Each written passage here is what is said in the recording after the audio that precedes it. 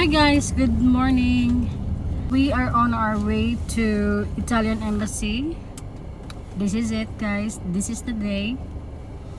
And kinakabahan ako. Ewan ko lang kay daddy kung kinakabahan siya for me. But yes, kinakabahan ako guys kung anong nangyayari. But I'm trying to relax. Oh my gosh, why it's so bright? Ano ba? Dikit-dikit today. No. Okay. そんでも See the So, di mo na. Hindi daw. Okay. Ako lang yata. Share ko lang yung preparation na ginagawa ko before pumunta sa mga ganito ha. Even sa pag-asikaso ng visa ko or mga ganon. So first things first, I wear like clothes na presentable, hindi yung para akong aalis magmo-mall, yung ganun. So kahit simpleng shirt lang, this is not for general ha, ang sinasabi ko ako, okay? So hindi ako naglalagay ng mga kahit ano-ano sa mukha ko, ano lang, moisturizer, yung ganong skincare, I'm done. And then I put ang tawag nito, yung sa lips, lip balm, para hindi ako mag-dry yung lips ko, para presentable naman tinan yung mukha kahit wala nakalagay. And then sa damit, yun, simple, walang masyadong hindi masyadong yung mga sinusuot ko pag summer, mga ganon, hindi ako nagsusuot ng ganon. Laging kumbaga formal, hindi naman kailangan super maging formal, but maging presentable lang para naman hindi ka naiilang, pati din yung kakausap sa'yo, parang alam mo yung comfortable at lalo ka na sa sarili mo. Kasi kung hindi ako sigurado sa suot ko, hindi ako comfortable sa suot ko, lalo akong kakabahan. Gusto ko mag-focus doon sa event mismo, sa gagawin ko, kaysa doon sa sarili ko. Ayokong isipin ko baka ganito ganyan. So laging simple lang yung sinusuot ko. And then yung dala ko mismong bag, ayoko yung masyadong maraming gamit. Nadala ko kung ano lang yung kailangan that moment, hindi na yung mga hindi ko kailangan. Ano pa ba? Shoes, pwedeng mag heels, sakto lang yung hindi ka naman masyadong mahirapan maglakad, but I prefer flats or sneakers, mga ganon, para mas mas komportable ka. But although today ay suot ko to, first time kong suotin yung shoes, komportable ako sa ganito kahit may heel. Kahit hindi ka nagbe-breakfast, di ba, most often may mga tao na hindi nagbe-breakfast or nagko-coffee lang sila. So I advise you na eat something, kasi pag gutom ka, kakabahan ka, yung mga yung roller coaster yung emotion mo pag gutom ka. So hindi mo naman kailangan maging mabusog, but put something sa tummy mo na alam mo na kaya, kasi wag kang masyadong mag full din. Although bihira lang naman sa atin na sobrang busog sa umaga, but avoid, kasi baka sumakit yung sikmura mo doon sa kakabahan ka tapos busog ka, di ba? So sakto lang, isang tinapay, tapos drinks, kung ano yung drinks mo. Ang sa akin, uminom ako nito, Yakult siya for adults, anti-stress, mga ganun. And bumili ako ng sandwich, kasi sa car na kami nag-breakfast guys, dahil wala na kaming time sa bahay, dahil super aga namin umalis sa bahay. And bumili kami sa 7-Eleven ng bread, ng sandwich. Nag-share kami ni daddy ng ganito. So isang lang, ganyan, isa lang kinain ko kasi hindi ko naman kayang ubusin yung buong dalawang nun.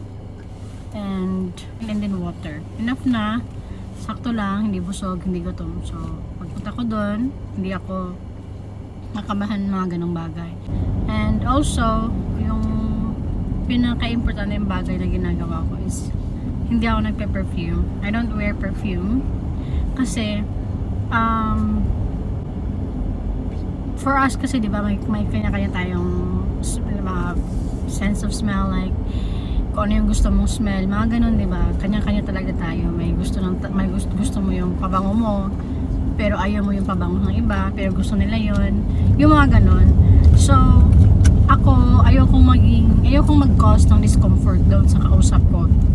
Gusto ko maging relax. Ayokong mag-cause ng discomfort both sides. So, I never wear, perfume. I never. I just, may deodorant.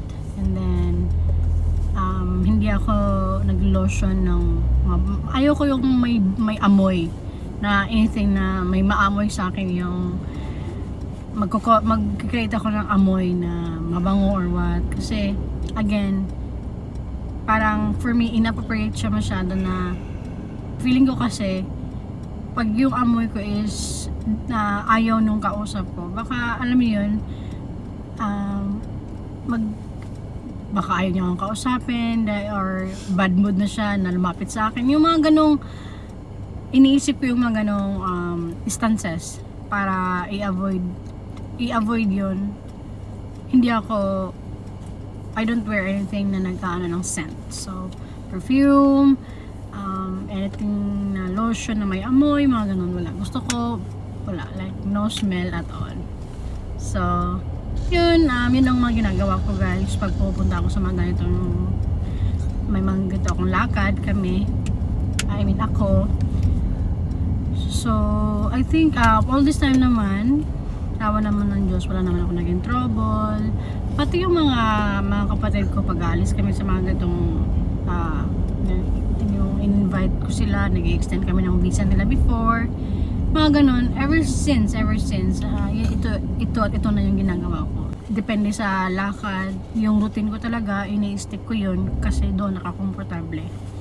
So hindi naman kailangan na i-agree lahat, so sinishare ko lang kung ano yung ginagawa ko, and so far kaya ako siya ginagawa all this time, paulit-ulit, dahil komportable ako, hindi ako walang cause ng parang discomfort sa sarili ko din, dun sa kausap ko wala naman, and sa awa naman ng Diyos, lahat ng lakad ko positive naman, pati yung mga extension ng mga kapatid ko, lahat yun 100% good. So I'm not saying about that, but I'm saying na yung routine na yun, it contributed me, kumbaga importante na kumpiyansa, confident ka sa gagawin mo that day, para you relax, hindi iisipin mo yun lang, hindi mo na iisipin yun kung anong mga ganon, marami ka pang iisipin, and I don't like that. Gusto ko pag importanteng bagay, nakafocus lang ako. Ayoko na yung marami akong iisipin. Gusto ko yan at yan lang, today ito, ganon. Hindi ko na mention yung sa accessory, yung kunting mga ganito lang, kung feel mo, sometimes I prefer na wala. But today, bigay sa akin to ni Tuti ng birthday ko, and I feel like parang lucky charm. Itong necklace din, so nakaganan lang siya. Pag mabigat naman masyado yung accessory mo, na ka na doon, di ba? Nahilo-hilo ka na doon, discomfort pa, hindi ka pa kampante doon sa sa sakit ng tenga mo. So kahit anong suotin mo or gawin mo, basta i-aim mo lang yung comfort mo, na comfortable ka, para hindi ka lalong kabahan or stuff like that. Alam niyo yun. So malapit lang kasi kami, dito na kami sa may Tokyo Tower. Okay. This D-I-O. What? Dayo. No, dog. D. Dog. Now, it's your turn. Y-E-S. Yeah? Yeah. Yes, no. No, just N-O.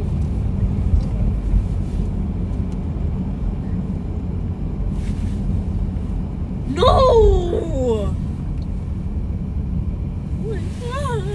This is spelling.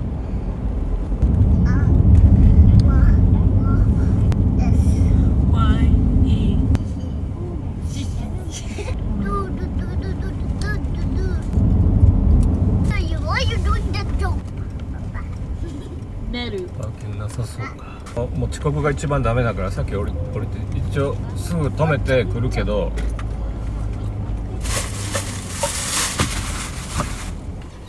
俺も準備してね。 Ready, I'm ready. Pero sweet to.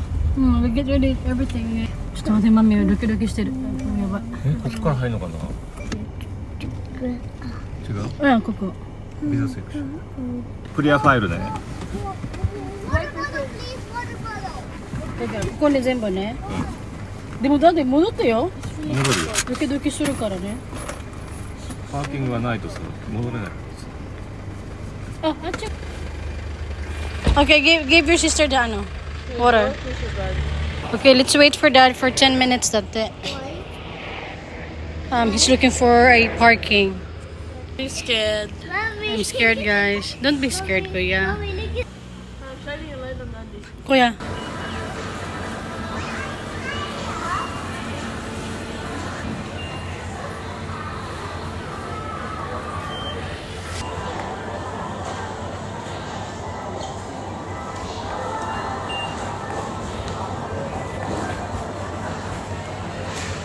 Guys, oh. Grapes, banana. Nani IG ka na? これ買うんだったらあれもつけたかった。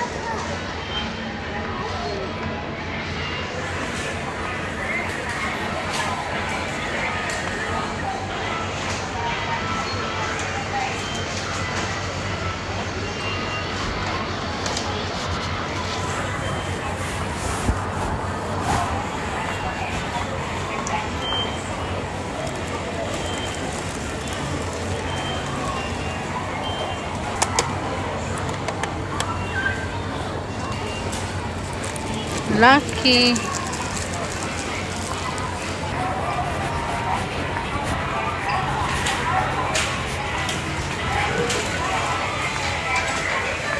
Kore, mite. 明日のスープ。パパイヤよ。パパイヤ。うん。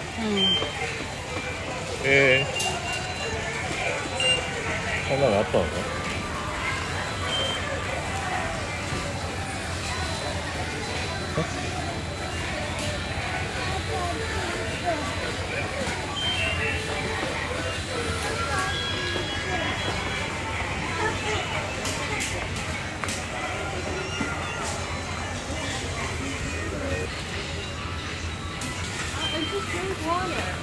Hmm?